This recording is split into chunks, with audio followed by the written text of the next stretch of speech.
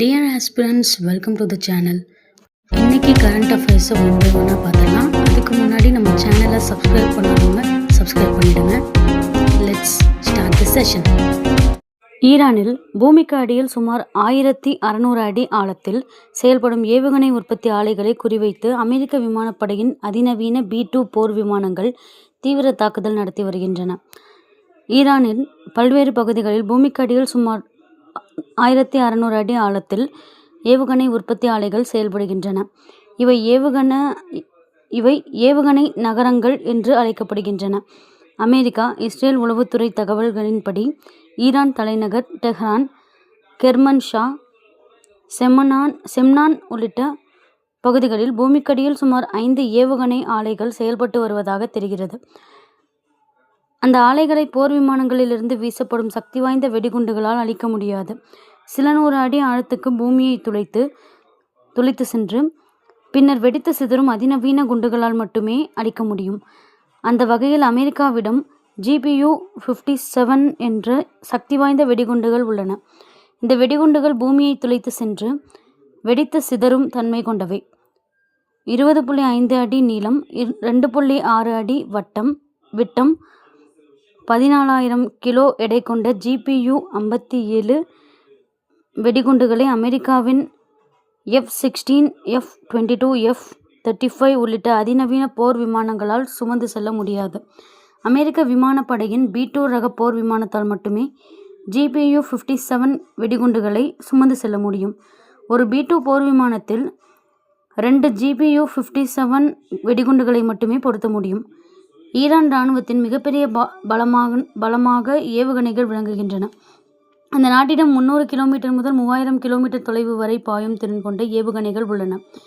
இந்த ஏவுகணைகள் மூலமாக இஸ்ரேல் மற்றும் மத்திய கிழக்கு நாடுகளில் உள்ள அமெரிக்க இராணுவ தளங்கள் மீது ஈரான் இராணுவம் தொடர் தாக்குதல்களை நடத்தி வருகிறது. இதை முறியடிக்க ஈரானின் ஏவுகணை உற்பத்தி ஆலைகள் மற்றும் சேமிப்பு கிடங்குகளை முழுமையாக அழிக்க அமெரிக்க இராணுவம் திட்டமிட்டுள்ளது. இதற்காக அமெரிக்காவிலிருந்து 4 B-2 போர் விமானங்கள் வரவழைக்கப்பட்டு உள்ளன. 172 அடி அகலம், 69 அடி நீளம் கொண்ட B-2 போர் விமானங்களை இஸ்ரேல் மற்றும் மத்திய கிழக்கில் உள்ள அமெரிக்க விமானப்படை தளங்களில் தரையிறக்க முடியாது. அமெரிக்காவின் மிசோரியில் உள்ள ஒயிட்மேன் குவாமில் உள்ள அண்டர்சன் விமானப்படை தளங்களில் மட்டுமே B-2 போர் விமானங்களை கையாள முடியும். இவை தவிர இந்திய பெருங்கடலில் அமெரிக்கா, பிரிட்டன் இணைந்து நிர்வகிக்கும் டியாகோ கார்சியா தீவில் உள்ள விமானப்படை தளம், பிரிட்டனின் க்ளோஸ் டர்ஷயர் விமானப்படை தளத்தில் மட்டுமே B-2 விமானத்தை தரையிறக்க முடியும். ஆனால் இந்த விமானப்படை தளங்களை அமெரிக்கா பயன்படுத்த பிரிட்டிஷ் பிரதமர் முதலில் அனுமதி வழங்க மறுத்ததாகவும் 48 மணி நேரம் காலதாமதத்துக்கு பிறகு அனுமதி வழங்கியதாகவும் கூறப்படுகிறது. தற்போது க்ளோஸ் டர்ஷயர்,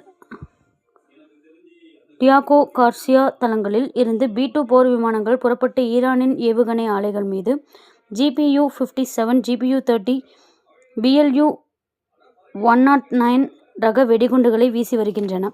இது குறித்து அமெரிக்க வட்டாரங்கள் கூறும்போது, ஈரானின் ஏவுகணை ஆலைகள் எந்தெந்த இடங்களில் உள்ளன என்பது குறித்து இதுவரை உறுதியான தகவல்கள் கிடைக்கவில்லை.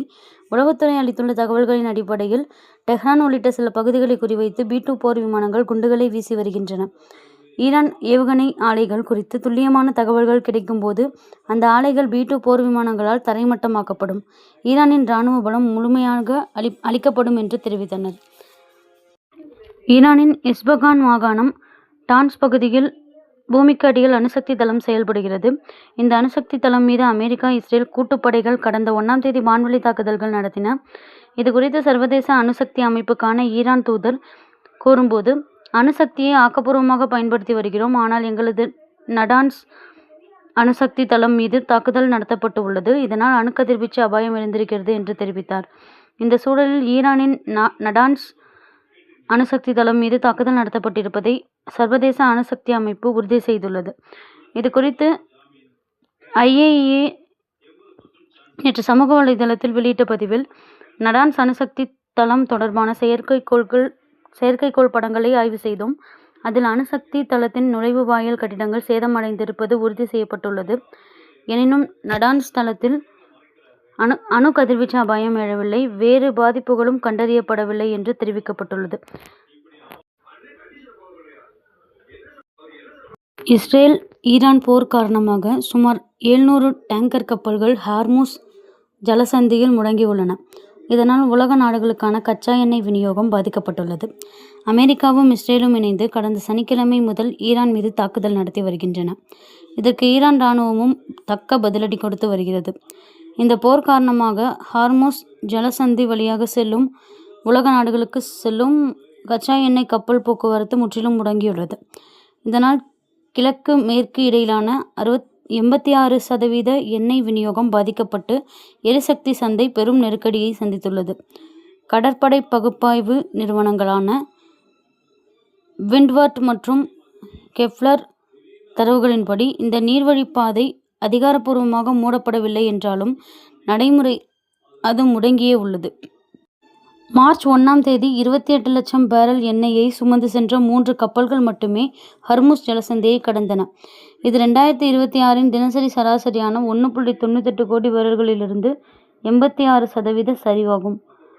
மார்ச் 2ஆம் தேதி அதிகாலை நிலவரப்படி ஒரு சிறிய டேங்கர் மற்றும் ஒரு சரக்கு கப்பல் மட்டுமே பிரதான பாதையில் நகர்ந்தன. ஈரான் நாட்டை சேராத சுமார் 706 டேங்கர் கப்பல்கள் தற்போது ஜலசந்தியில் இருபுறமும் வரிசையாக நிற்கின்றன. இதில் 334 கச்சா எண்ணெய் தாங்கிகள், 109 கச்சா எண்ணெய் சுத்திகரிப்பு பொருட்கள் கொண்ட கப்பல்கள் மற்றும் 263 சுத்திகரிக்கப்பட்ட எரிபொருட்கள் கப்பல்கள் அடங்கும். மேலும் 26 கப்பல்கள் சரியான இலக்கின்றி வளைகுடா பகுதிக்குள் மிதக்கின்றன. ஓமன் வளைகுடாவில் நூற்றுக்கணக்கான கப்பல்கள் முடங்கியுள்ளன. எண்ணெய் சந்தையில் இதன் தாக்கம் உடனடியாக பிரதிபலித்தது. சவுதி அரேபியாவின் ராஸ் தனுரா சுத்திகரிப்பு நிலையம் மற்றும் கத்தரின் LNG ஆலை மீதான தாக்குதல்களை தொடர்ந்து ஃப்ரண்ட் கச்சா எண்ணெய் விலை 10% உயர்ந்து ஒரு பேரல் $80 ஐரோப்பிய எரிவாயு விலை 40% அதிகமாக உயர்ந்தது. இந்த முடக்கம் சில நாட்களுக்கு தொடர்ந்தால் கப்பல்களின் வரிசை அதிகரிக்கும் மற்றும் விநியோகம் முற்றிலும் சீர்குலையும். வளைகுடா நாடுகளுக்கு செல்லும் கப்பல்களுக்கான காப்பீட்டுத் தொகை ஏற்கனவே பல மடங்கு உயர்ந்துள்ளது. இது உலகளாவிய எரிபொருள் விலையில் பெரும் உயர்வை ஏற்படுத்தும். ஈரான் மத தலைவர் அயத்துல்லா அலி காமெனியை கொலை செய்வதற்கு பல ஆண்டுகளாக உளவு வேலை பார்த்துள்ளது இஸ்ரேல் மொசாத். ஈரான் மத தலைவர் அயத்துல்லா அலி காமெனி கடந்த 1989ஆம் ஆண்டு முதல் ஆட்சி செய்தார். நாட்டில் அடக்குமுறை, அணு ஆயுத தயாரிப்பு போன்றவற்றை காரணம் காட்டி அவரை அமெரிக்கா, இஸ்ரேல் படைகள் கடந்த சனிக்கிழமை குண்டு வீசி கொன்றன. இந்நிலையில் காமெனியை குறிவைப்பதற்கு முன்பு பல ஆண்டுகளாக இஸ்ரேலின் உளவு அமைப்பான மொசாத் தீவிர கண்காணிப்பில் ஈடுபட்டு வந்தது தற்போது தெரியவந்துள்ளது. இது குறித்து அமெரிக்க ஊடகங்கள் வெளியிட்ட செய்தியில், அமெரிக்க இஸ்ரேல் தாக்குதலில் காமெனி உயிரிழந்தார். ஆனால் பல ஆண்டுகளுக்கு முன்பிருந்தே இஸ்ரேலின் மொசாத்தும் அமெரிக்காவின் CIA-வும் பல வேலைகளை பார்த்து வந்தன. குறிப்பாக ஈரான் தலைநகர் டெஹ்ரான் நகரம் முழுவதும் உள்ள போக்குவரத்து கேமராக்கள், மொபைல் போன்கள் மொசாத் ஹேக் செய்து கண்காணித்து வந்தது. காமெனியின் பங்களா, அவர் செல்லும் இடங்கள், எத்தனை மணிக்கு அவர் அலுவலகத்துக்கு வருகிறார், எப்போது செல்கிறார், அவருடைய பாதுகாவலர்கள் யார் யார், அவர்களுக்கு எத்தனை மணி நேர வேலை, அவர்கள் எந்தெந்த ஷிஃப்ட்டுகளில் வந்து செல்கின்றன, குறிப்பாக காமெனியை அழைத்து செல்பவர்கள் யார், அவர்களுடைய முகவரி, குடும்ப விவரம் அனைத்தையும் மொசாத் சேகரித்து வைத்துள்ளது. டெஹ்ரானின் போக்குவரத்து கேமராக்கள் பெரும்பாலும் மொசாத்தின் கண்காணிப்பில் தான் இருந்துள்ளது.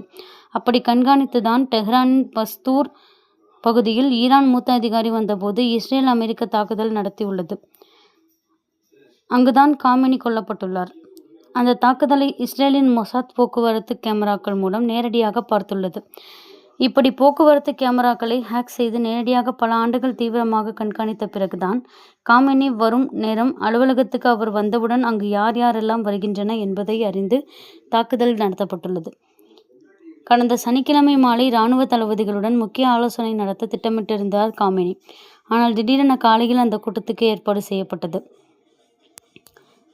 இதை எப்படியோ மொசாத் மோப்பம் பிடித்து அமெரிக்காவுக்கு தகவல் கொடுத்ததன் அதன் பிறகுதான் போக்குவரத்து கேமராக்கள் மூலம் கண்காணித்து தாக்குதல் நடத்தப்பட்டுள்ளது. தாக்குதல் நடத்துவதற்கு சிறிது நேரத்துக்கு முன்பு காமெனி இருந்த இடத்தில் இஸ்ரேல் ஜாமர்கள் மூலம் இணையதள நெட்வொர்க்கை ஸ்தம்பிக்க செய்துள்ளது. இதன் மூலம் காமெனிக்கு எச்சரிக்கை தகவல் எதுவும் செல்வதை இஸ்ரேல் தடுத்துவிட்டது. இஸ்ரேலை சேர்ந்த நிபுணர்கள் ஆயிரக்கணக்கான ரேடர்களை ஆராய்ந்து துல்லியமாக தகவல்களை அளித்துள்ளனர். கடந்த ஜூன் மாதம் ஈரானின் 12க்கும் மேற்பட்ட அணுசக்தி விஞ்ஞானிகள், இராணுவ இராணுவத்தில் உயர் பதவியில் வகித்தவர்கள் சில மணி நேரங்களில் அடுத்தடுத்து கொல்லப்பட்டனர். அந்த அளவுக்கு இஸ்ரேலின் உளவு பிரிவு மொசாத் தகவல்களை சேகரித்துள்ளது. இதுகுறித்து இஸ்ரேலின் மொசாத் அதிகாரி ஒருவர் கூறுகையில், கடந்த ஜூன் மாதம் நடத்தப்பட்ட தாக்குதலிலும் இப்போது நடைபெற்ற தாக்குதலிலும் இஸ்ரேல் பைலட்கள் ஸ்பேரோ வகை ஏவுகணைகளை பயன்படுத்தினார்கள். அந்த ஏவுகணையை 1000 கிலோமீட்டர் தூரத்திலிருந்து சாப்பாட்டு மேசையை இலக்கு வைத்து கூட எங்களால் தாக்குதல் நடத்த முடியும். எந்த வான் பாதுகாப்பையும் மீறி இந்த ஏவுகணையை செலுத்தி மிக சிறிய இடத்தில் தாக்குதல் நடத்த முடியும் என்றார். மேற்கு ஆசியாவில் போர் பதற்றம் ஏற்பட்டுள்ளதால் ஹர்மூஸ் ஜலசந்தி வழியாக செல்லும் கச்சா எண்ணெய் டேங்கர் கப்பல் போக்குவரத்து முடங்கியுள்ளது. இதனால் ஏற்படக்கூடிய எரிபொருள் பற்றாக்குறையை சமாளிப்பதற்கான பல அவசரகால நடவடிக்கைகள் குறித்து டெல்லியில் உள்ள உயர் அதிகாரிகள் தீவிரமாக ஆலோசித்து வருகின்றனர். குறிப்பாக உள்நாட்டு தேவையை பூர்த்தி செய்ய பெட்ரோல் மற்றும் டீசல் ஏற்றுமதியை கட்டுப்படுத்துவது, ரஷ்யாவிலிருந்து கச்சா எண்ணெய் இறக்குமதியை அதிகரிப்பது, LPG சிலிண்டர்களுக்கு கட்டுப்பாடு விதிப்பது போன்ற நடவடிக்கைகளை இந்தியா மேற்கொள்ளலாம் என தகவல்கள் தெரிவிக்கின்றன. இந்நிலையில் மத்திய பெட்ரோலியத்துறை அமைச்சர் எக்ஸ் தளத்தில் நிலைமையை உன்னிப்பாக கண்காணித்து வருகிறோம். நாட்டின் எரிபொருள் தேவையை பூர்த்தி செய்ய அனைத்து அவசியமான நடவடிக்கைகளும் எடுக்கப்படும். போதுமான அளவில் கையிருப்பு உள்ளதால் உடனடியாக எரிபொருள் தட்டுப்பாடு ஏற்படாது என பதிவிட்டுள்ளார். இந்தியாவின் கடல்சார் மற்றும் வான் பாதுகாப்பு திறன்களை வலுப்படுத்த 5083 கோடி மதிப்பிலான 2 ஒப்பந்தங்களில் கையெழுத்திட்டதாக பாதுகாப்பு அமைச்சகம் தெரிவித்துள்ளது. இதுகுறித்து பாதுகாப்பு அமைச்சகம் வெளியிட்டுள்ள அறிக்கையில், கடலோர காவல்படைக்கு 6 நவீன இலகு ரக ஹெலிகாப்டர்களும், கடற்படைக்கு தரையிலிருந்து வான் இலக்குகளை செங்குத்தாக சென்று தாக்கும் ஸ்தில் ஏவுகணைகளும் கொள்முதல் செய்ய 5083 கோடி மதிப்பிலான 2 ஒப்பந்தங்களில் பாதுகாப்பு அமைச்சகம் கையெழுத்திட்டது. ஹிந்துஸ்தான் ஏரோநாட்டிக்ஸ் நிறுவனத்துடனான ALH ஒப்பந்தம் 2901 கோடி மதிப்பிலானது. இந்த ஒப்பந்தம் செயல்பாட்டு உபகரணங்கள், பொறியியல் ஆதரவு மற்றும் செயல்திறன் அடிப்படையிலான தளவாட ஆதரவை உள்ளடக்கியது. இதுபோல் ஸ்தில் ஏவுகணைகளுக்கான ஒப்பந்தம் ரஷ்யாவின் ரோசோபோரோனக் ஸ்போர்ட் நிறுவனத்துடன் கையெழுத்தானது. இது 2183 கோடி மதிப்பிலானது. கடலோர காவல்படையில் புதிய இலகு ரக ஹெலிகாப்டர்கள் சேர்ப்பது அதன் திறனை கணிசமாக அதிகரிக்கும். இந்த இரட்டை என்ஜின் ஹெலிகாப்டர்கள் தற்போது இயக்கப்படும் ஹெலிகாப்டர்களை விட மேம்பட்ட அதிநவீன அம்சங்களை கொண்டிருக்கும். மேலும் கரையோர விமான தளங்கள் மற்றும் கடலில் போர்க்கப்பல்களில் இருந்து பரந்த அளவில் கடல்சார் பாதுகாப்பு பணிகளை மேற்கொள்ளும் திறன்களை கொண்டிருக்கும். இதுபோல் முன்னணி போர்க்கப்பல்களின் வான் பாதுகாப்பு திறன்களை ஸ்தில் ஏவுகணைகள் கணிசமாக மேம்படுத்தும். மேலும் இந்திய கடற்படை தளங்களில் உள்ள வான் பாதுகாப்பு கட்டமைப்பை வலுப்படுத்தும். விரைவாக எதிர்வினையாற்றுதல், அனைத்து வானிலையிலும் செயல்படுதல் உள்ளிட்ட சிறப்பு அம்சங்களை இது கொண்டிருக்கும். இந்தியா ரஷ்யா இடையிலான பாதுகாப்பு ஒத்துழைப்பை இது மேலும் வலுப்படுத்தும் என்று அந்த அறிக்கையில் கூறப்பட்டுள்ளது. இன்னைக்கு கரண்ட் அஃபேர்ஸ் பற்றின உங்களோட ஒப்பீனியன்ஸை கீழே கமெண்ட்டில் ஷேர் பண்ணுங்கள். we will discuss about it and then like பண்ணுங்கள், ஷேர் பண்ணுங்கள். we'll see you on the next video.